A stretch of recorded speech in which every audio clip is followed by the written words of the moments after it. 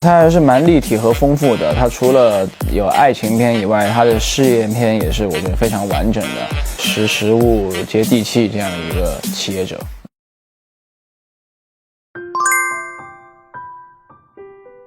实验是一个比较成熟的男性，了解他过后，或者说就跟他认识了过后，从一个成熟男人的角度去看待一些问题啊，面对处理一些问题的态度和方向会不一样一些。向实验学习如何成为一个更像男人的男人。首先是让自己稳下来嘛，但其实我的角色里面大部分都是年龄感会比我本人大一些的角色。第一次遇到现代戏的角色，年龄比我大吧，可能古装上更好诠释一些，通过一些大古装啊，和通过一些这种古装氛围，会那个年龄感会好拔一些。那到现代戏的话，其实相对会难一些，因为要更加的生活和更加的自然。当然我觉得实验的衣服还是给了我很大帮助的，比较讲究的商务人士，每天穿着西装，然后打领带，戴手表，就他这种比较讲究的穿搭，其实是给了我一些心理建设的。实验的一些行为举止啊，动作啊，都会偏慢一些，就是偏稳一些，就是尽量让这个人从外化上看起来是一个比较沉稳干练的一个状态。角色本身它是已经在那儿的了，只要你自己去体验它，然后去呈现剧本，然后去呈现编剧所赋予这个角色的这些特质，你就能慢慢的在这个过程中能体验到这个角色的特点，以及它的这个沉稳感、成熟感这样。从我最早我在看到剧本的时候，我去认识的实验的时候，我的理解是，其实实验这个人他应该是很快的，他是一个哒的一个人，就是雷厉风行。因为你想他是一个公司老板，他又是一个就是日理万机，啥事都要亲力亲为的一个人，所以是在我的理解里面，他是一个节奏偏快，然后雷厉风行的这样一个人。但是后来实际上去呈现的时候，发现就是如果太快了的话，会显得这个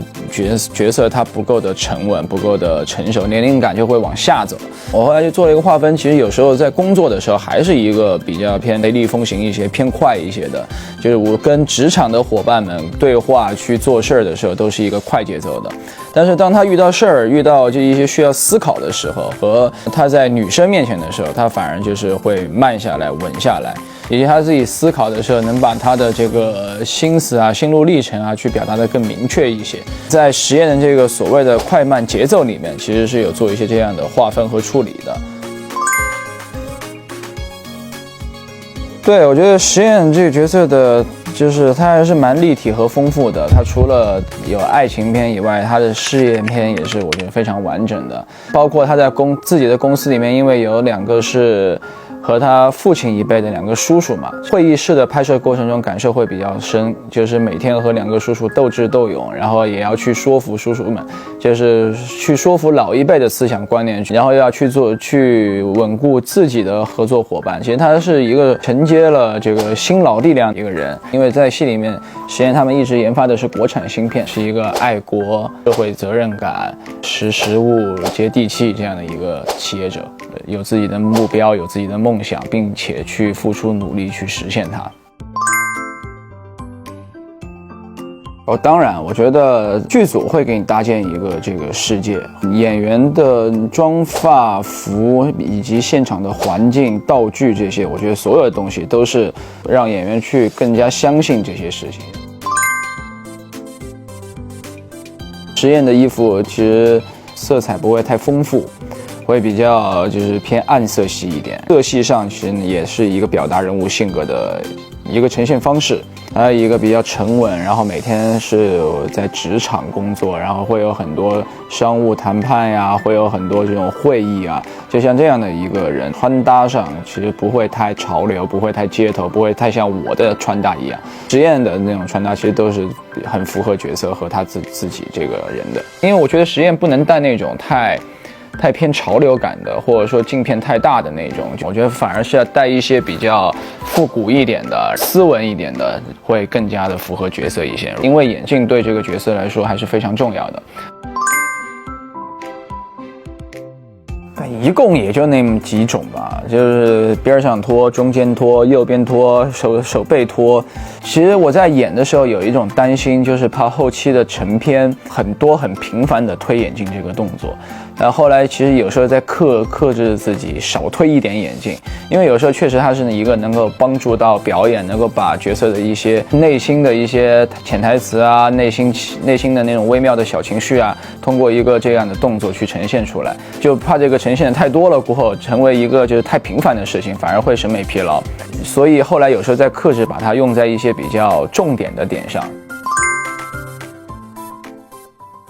高端的猎手往往以猎物出现的这样一个状态，可能在道明寺身上，那个更多的是那种青春啊、青涩呀。实验看到的更多的可能就是成长、沉稳。我在每个年龄阶段去饰演的这个角色，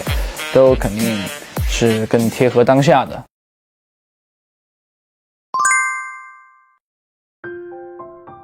现在的状态就是很融入角色，很融入这个故事里面了。到现场演戏其实是非常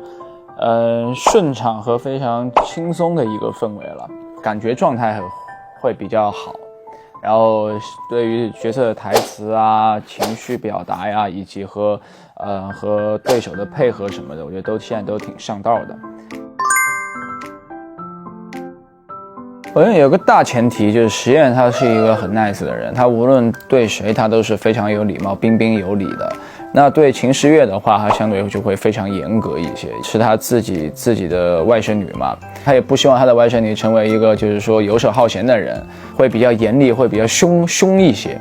对他的父亲啊，然后家里面长辈啊，也是那种非常孝顺、非常听话，同时会有自己的想法。实验是一个非常能和家里面长辈做好沟通的一个这样的角色。然后还有以及他身边的兄弟们，可能在兄弟面前他会更加放松一些，就主要是关机面前他可能会放松一些，会把一些自己脆弱柔弱的一面展现在就是兄弟们面前，可能展露在关机的面前会比较多一些。像玉游啊、这个易阳啊这些，在剧情设定里面会带攻击性对这两个人一点，尤其是前期的玉游和后期的易阳。对老范、我司机、对陈胜，我觉得相对来说会比较职业一些。变化最大的应该是甄书意吧，看似是女生在撩男生啊，其实很多时候其实是实验，他就是一个将计就计，高端的猎手往往以猎物出现的这样的一个状态。前期实验在甄书意面前会严谨一些、稳重一些，但后期两个人确认关系了过后，其实相对演的就会比较放松，紧绷感到一个放松感的这样的一个变化吧。其实有看一些电影，去观摩学习了一下他们身上的这种气质。看过，反正各种氛围，我看蛮酷的，就和大家演的这个风格可能偏差的蛮多的。但是我非常想去尝试的就是大家片花里面剪的那种风格的电影，去演一些就是这种比较酷的黑道的呀、警匪的呀，这种也是我比较向往的一个风格。但是以爱为营不是啊。就那个剪辑的，就感觉下一秒实验就要掏出一把枪了，就那种。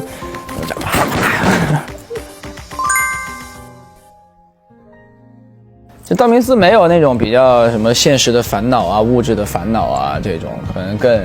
偏大男孩一点。但实验这个就是，我觉得是一个男人。我觉得每个年龄阶段就肯定都不一样，就那可能24肯定那个是我18、19岁那会儿的我呈现出来的角色，那肯定那会儿更贴那会儿的我。这个人总是要成长的嘛，就是无论在哪个阶段都要往就是更成熟的阶段迈嘛。所以我在每个年龄阶段去饰演的这个角色，都肯定是更贴合当下的。